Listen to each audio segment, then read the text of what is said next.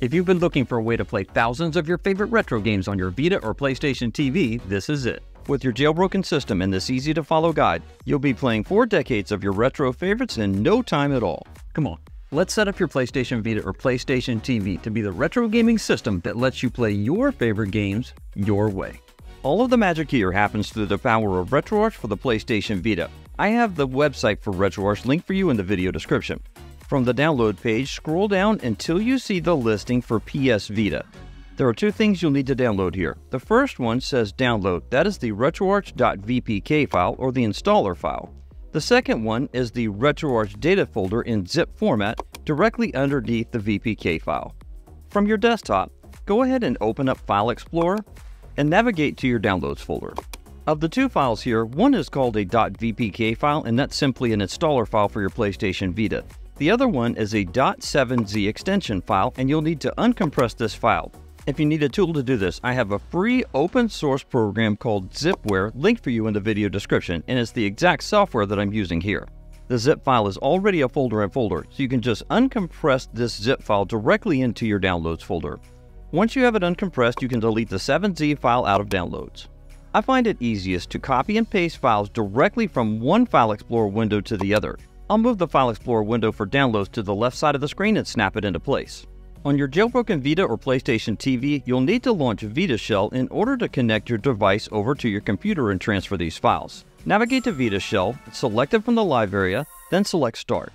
From inside Vita Shell, press the select button on your device. Now you can connect to your computer over USB or FTP. Or in the case of the PlayStation TV, you can just take the memory card out and insert it into your computer via an adapter. Back on your computer, once you have your device connected, you'll see a new File Explorer window appear.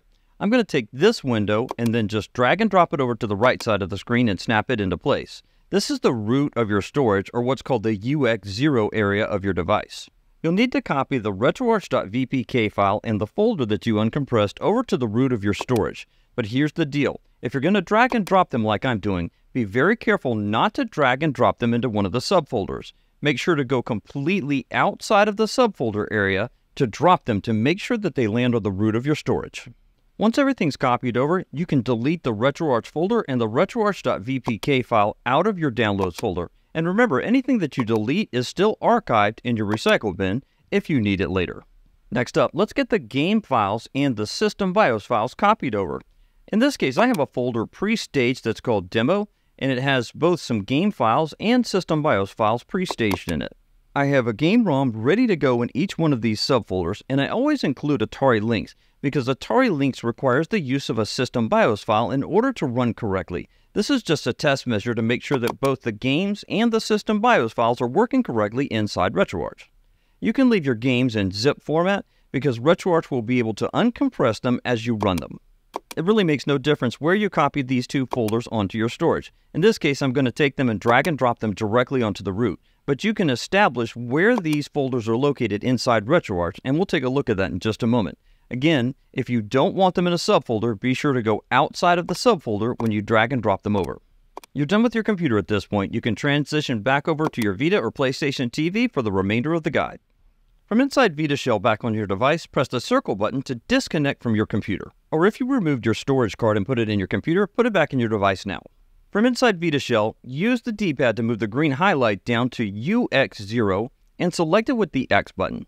From here, press and hold the D-pad down to dive bomb down past the list of files and folders until you get to RetroArch.vpk. Select RetroArch.vpk with the X button 3 times. Once to select it, once to confirm the installation, and a 3rd time to allow permission to install it to your device. Give your Vita or PlayStation TV around 5 minutes or so to complete the installation process. Once you've got RetroArch installed, you can delete the VPK file to save space on your storage. With the VPK file still highlighted, press the triangle button, then scroll down 3 times to delete and select it with X. At the confirmation that appears on screen, select Yes with the X button to delete the VPK file. You're done inside Vita Shell for now. Press the PlayStation button on your device, then swipe from the right corner down or press and hold the circle button to go back to the live area. Depending upon the live area setup on your device, you may need to scroll down a bit to access RetroArch, but you should see it dancing on screen. Select the bubble for RetroArch, then select Start to launch RetroArch for the first time on your Vita or PlayStation TV. You'll see a handful of notifications pop up in the bottom left corner of the screen. That's completely normal when you launch RetroArch. There are some key things that need to be downloaded and updated before you start using the software. From RetroArch's main menu, use the D-pad to scroll the highlight down to Online Updater and select it with the circle button. You see inside RetroArch, circle and square get reversed. These first few downloads and updates are super important as part of the RetroArch setup process. First, use the D-pad to scroll the highlight down to Update Assets and select it with the circle button. Be aware that this download and update process takes quite a bit of time, somewhere around 15 minutes or so in real time. You'll see a change in the quality of the text in the display once you've updated the assets and restart RetroArch. You don't have to restart RetroArch yet though. Just scroll down next to Update Controller Profiles and select it with the circle button. This one goes by in the blink of an eye, no problem. Next up, and optional, you can scroll down to Update Cheats and select it with the circle button. Hey, no judgments here. Just be aware if you decide to update the cheats, this process takes about 20 to 25 minutes in total. Next on the list, use the D-pad to scroll the highlight down to Update Overlays and select it with the circle button. This one goes by pretty quick and should only take you about a minute and a half or so in real time. This last step is optional, but I think it really adds to the appearance of the interface. From the same menu, navigate to the listing that says On Demand Thumbnail Downloads and select it with the circle button to change this from off to on. Just make sure that your device is connected to the internet to be able to use this feature. For now, go ahead and exit RetroArch by pressing the X button until you're back at the main menu. Then use the D-pad to move the highlight down to Quit RetroArch and select it with the circle button. Then swipe from the top right corner down on your touchscreen or press and hold the circle button to go back to the live area. Next up, we need to shuffle some files around on your device. Navigate back up to Vita Shell in the live area and select it. Then select Start by tapping on it or selecting it with the X button to continue. When you copied over the RetroArch downloaded files to your device, you copied over a VPK file, which has since been deleted, and a RetroArch folder. You'll need to navigate to the RetroArch folder inside 𝐘𝐕𝐄 and select it with the X button so that you can access its contents. The easiest way to do this is just to mark everything at one time. To do this, scroll down from the double dots down to the first listing, which is Assets. Then press the triangle button. This pulls out the sidecar menu, and the very first listing there says Mark All. Select it with the X button for Mark All. You'll see everything gets highlighted all at one time. Now press the triangle button, scroll down to Copy, and select Copy with the X button. You'll see a confirmation message on screen. Press X for OK to continue. Press the circle button to go back one level in the navigation. From here, use the D-pad to scroll the green highlight up until you get to the Data folder. Once you get to Data, select it with the X button to enter the Data folder.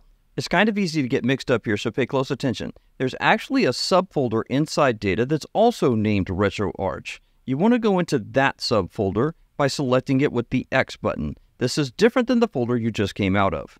Once you're inside the RetroArch folder in the Data subfolder, press the triangle button. The first listing in the pop-out menu is Paste. Select it with the X button to paste the copied files. This process took about 2.5 minutes or so in real time. Now that you've got these files copied over, you can delete the other RetroArch folder to save space on your storage. Press the circle button 2 times to go back to the root of your 𝐘𝐕𝐄 storage. Remember that there's a RetroArch folder here, and it's the one that had those data files that you just copied over, so it's actually a redundant folder at this point. Scroll down to RetroArch using the D-pad, and once you have the green highlight over RetroArch, press the triangle button. From here, scroll the green highlight down several times to Delete and select Delete with the X button.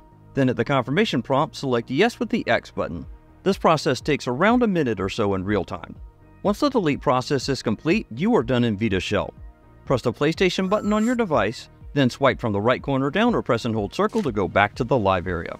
Now you can relaunch RetroArch. Navigate back to the RetroArch bubble in the live area, select the bubble, then select Start to relaunch RetroArch. Because you downloaded and installed assets earlier, you'll see that RetroArch now has a more polished text appearance in the menus, but there's more that you can do to improve the interface. Check this out.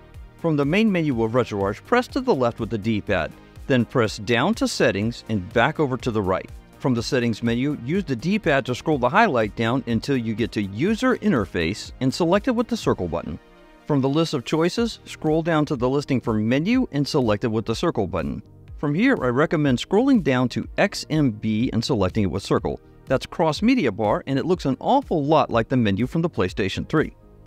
Press X to go back one level in the menu, Then press X again to go back one more level until you get to the Settings main menu. Press X again to go back to the main menu of RetroArch.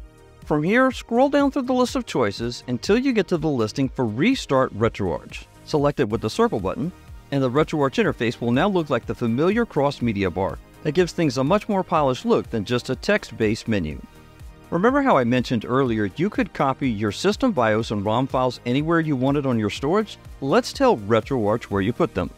From the Settings menu, scroll all the way down to the bottom until you get to Directory, and select Directory with the circle button. The first listing you'll see is for system BIOS files. Select it with the circle button, then scroll down through the list of storage choices until you get to 𝐾𝐿 and select it with circle. Remember earlier how I copied system and ROM files over to the root of the storage? That's what's here on 𝐾𝐿, so I'll scroll down to System and select it with circle. Once you're inside the folder with your system BIOS files, select Use this directory with the circle button. Next up, let's tell RetroArch where to find your ROM files. In this case, I'll scroll down one listing to what's called Downloads and select it with circle. From here, scroll down to 𝐾𝐿 and select it with circle. Then locate your ROM files. In this case, they're stored in a folder called Test ROMs, so I'll select that folder with circle. Just like with your BIOS files, scroll down to Use this directory and select it with the circle button to lock in your change. Then press the X button to go back to the Settings main menu. Next up, let's import your games and set them up in playlists by system. Scroll through the tabs on the cross-media bar to Import Content. It's the one with the plus on it. Then select Scan Directory with the circle button. Scroll down to 𝐾𝐿 and select it with circle. From here, scroll down to your ROMs folder. In this case, remember it's called Test ROMs, and select it with circle. In this submenu, scroll down to the listing for Scan this directory and select it with the circle button. The amount of time this process will take varies only by the number of games that you intend to copy over into the playlists. Once the importing process is complete, press the X button several times and you'll be back at the Import Content main menu. If you want to see box art for your newly imported content, here's the deal. You'll need to scroll back over to Settings one more time. From inside the Settings menu, use the D-pad to scroll up through the listings until you get to User Interface and select it with the circle button. In this submenu, scroll down to Appearance and select it with the circle button. From the list of choices in the submenu, scroll down until you see the listing for Left Thumbnail and select it with the circle button to continue. There are three choices here. You can choose to show the game screenshot, title screen, or box art. I've selected box art here as a matter of personal preference, but choose the one that you like most with the circle button. Then press the X button several times to go back to the cross-media bar main menu. From here, you can scroll over to the right past Import Content, and what you'll see is not only are the systems for your ROM content represented here as playlists, but you'll also see that when you scroll down and hover over game content, you'll see the box art for each of these pieces of ROM content displayed in the cross-media bar. Pretty cool, huh? To make sure everything works as expected, I'm going to launch California games from inside the Atari Lynx playlist. This requires the use of a proper ROM and proper system BIOS files set in the correct directories. Select Run with the circle button, select the game from the zip archive, then select Run to start the game. And sure enough, everything went to plan. By the way, nailing these quadruple 360s just never gets old. Since you made it this far, here's a bonus tip. To exit out of your games and pull up the RetroArch main menu, press the left one, right one, start and select button on your controller all at the same time. Now you can scroll down through the list of menu choices to close content, select it with the circle button, and you'll be back at the RetroArch main menu. Hey, did you know you can output your Vita's video by USB to your computer? Check out this video shown on screen and linked in the pinned comment and description to find out how it's done.